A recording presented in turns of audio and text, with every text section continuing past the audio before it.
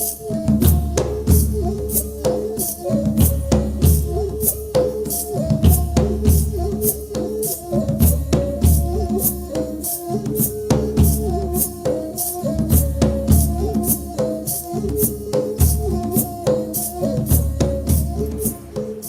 leimagi mapari nongban kokyambadu mapangal mathona leiduna sanseloi oibadagi sahi taret pana lamjel thoiduna mukna kangjeida mapa leitraduna selungba haptuna ningthaugi khunkhagi pana makok oiribani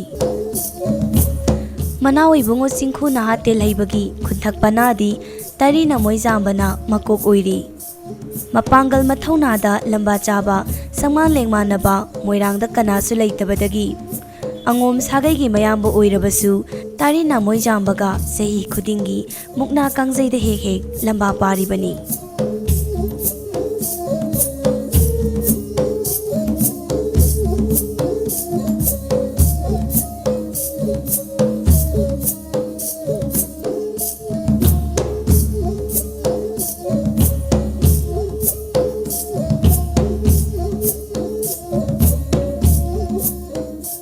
Ish, masha mauna phariba, sung phiral na sariba. Tamba nupa asibu kege kanagi masha oigaba. Khunthak masha sumande. Namoi jamba ina kege moirang leibak ngasida asuk kuina leirakpada nong matasu ukidri.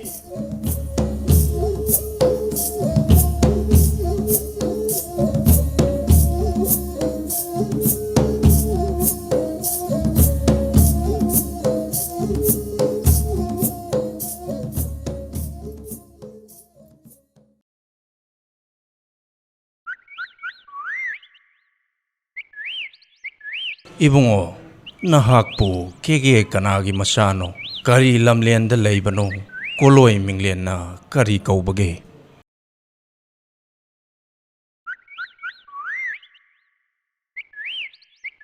Iyamba, kege lamja machani, imingna lairaba kaujay, khunthak machani. Aisho khunthak machani, koloi mingliena tari namoi jamba kaui.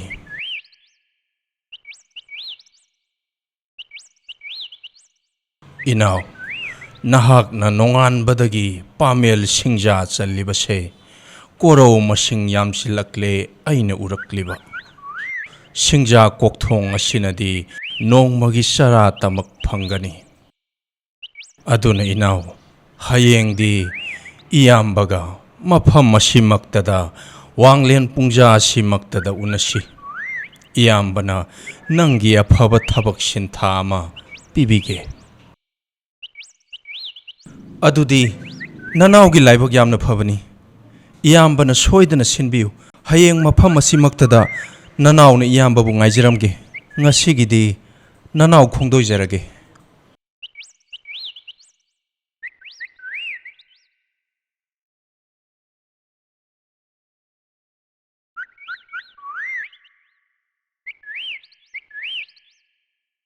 kayada mapangal kalliba sung phiral na sariba miyoi matau na phajariba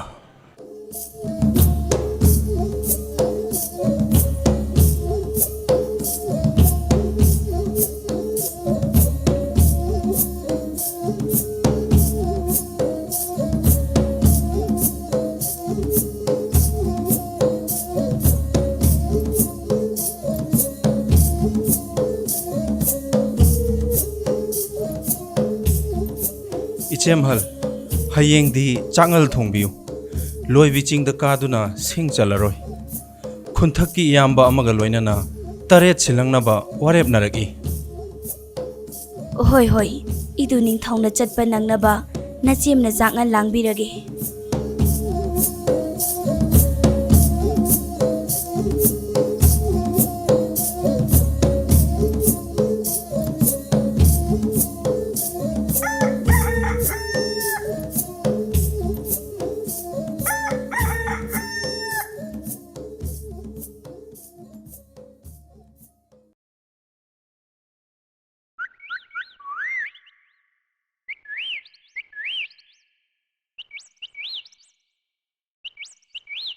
Inao ibungo nayamba bungaiba kayam kuire. Ngaihak oijare yamba. Inao ibungo nayamba na pigadaba sinthadi atai natte. Masidagi kaubru pangna chatlaga hojang ama thengnagani. Sanna sangol thanna leiba yumban kaiban nungai yaifaba ina khunbagi fajaraba yumjao ama thengnagani. Maduda changlaga magi san selucho. Magi sandu selabadi numit khudingi nahak tara sengkok ahum phangani. Iyambana nangidamak hainaduna thamlabani. Housing maksatuna san seluro. Phagani iyamba nanaw amuk khongdoi jakhrage.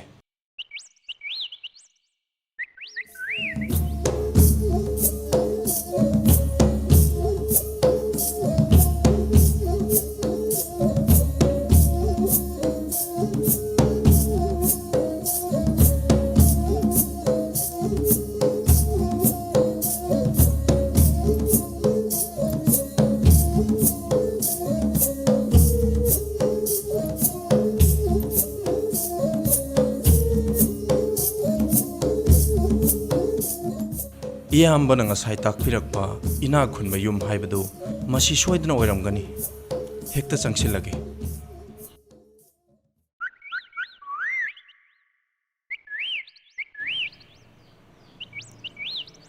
Karigumba amata hangjegeba. Tamba nupa kari hangadabano. Ina khunbagi yum masibu aduga san loiba hojang adubu masi oibirabra. Mani san senge haibro. Yengoi Mangolgi phamenda aronba phakki mathakta sarai phi angauba thaduna sanana yomba hidakphu lupana yomba tongjai thabum pairaga khudong chetna phanduna mapu ibungo phamlamgani. Mangonda san senge haijaruchu yamna phaba kaurel ama leibani. Yamna nungaijare.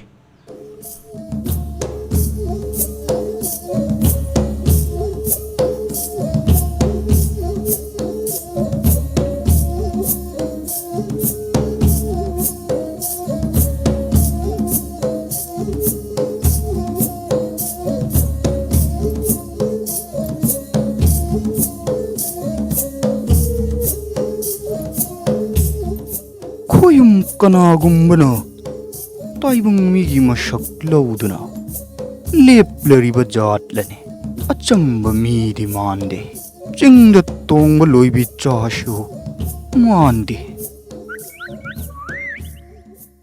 Hai tamba nangbu kanano lamdam kaidagi lakpano kari chingoi ningbalai. Panthau ina khunba nanai lamjani mafam sida silangba lakjabani sintha amata pinabiyuba.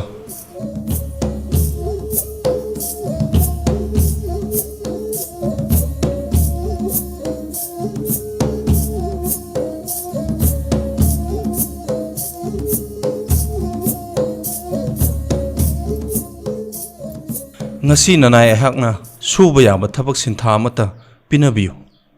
San selu senjage laibak bu tau hairasu taujage. Lamja nangbu kigi kanagi machano lamdam kaida laibano koloi minglenna kari kaubage. Panthau manba ibungo kege lamja macha oibana palem panthau gi minglen khangjade. Nanai gi minglen di lairaba kawi moirang khundonda leijai. Hai imom senu taribra tambani pasina leplibase phanadi makuire phidama puthorau.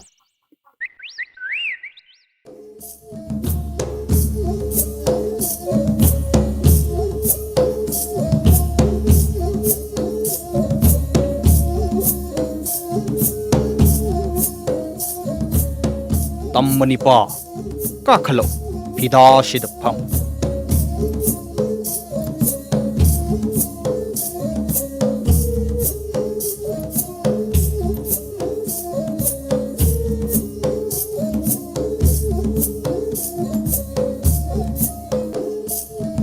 Nahakpu केगे Moirang लैपाकी निंगथौगी मनाव इबुंगो चिंखु नहात तेलहैबा खाब खुचुम्बा हाइनब मिंगलेन सिबो तारबरा जेंगलो मसक खंगलबरा ननाई लमजादी केगे मिरक तिंदबना खुंगंग लेकाई लांदबना मपुगी मिंगलेंदी ताजै चेंगलो सक्तमदी खंगजदे हाय तंबा मियामनो वांगो निंगथौ हाइनरिबा अदो अइनिने इबो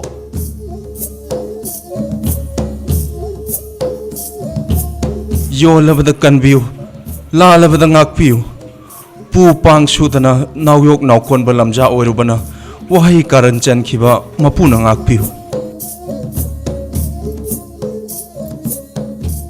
हौगतलु लाइरबा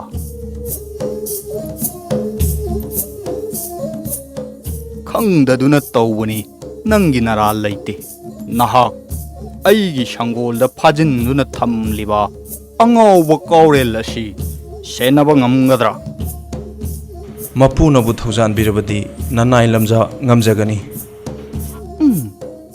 फरे अदुदी लाइरबा ngasiदगी अइगी खुरुम सन्नसे shallow यामना ngौब Sunny चेक्सिन shallow चलो चलो हाय तम्मनुपा शिगा चलो अंगाव कौरे लदुगी फिबम ताकलु चो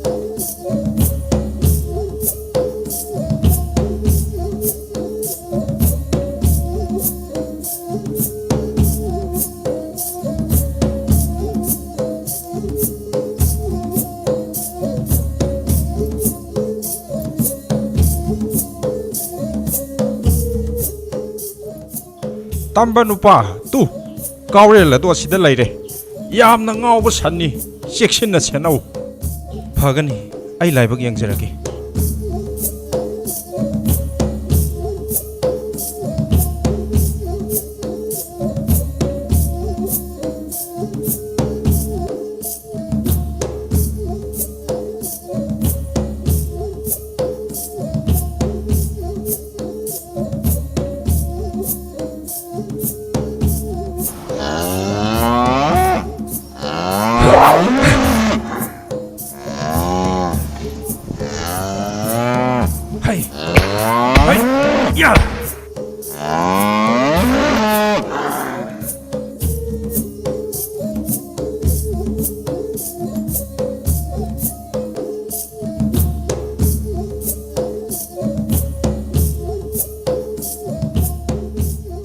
मनाव इबुंगोगी मंगाव थीख्रब कावरेल अदुबु खंबना सेंदुना पुरकपदु उबदा लेबाक मियाम अदुदी यामना ngaknarami sanbu kibadagi लेबाक मियाम अदु मागी मयुमदा चेंसिनखी अमदी थोंगालगी पारोलसु चेतना थिंजिनखिरमी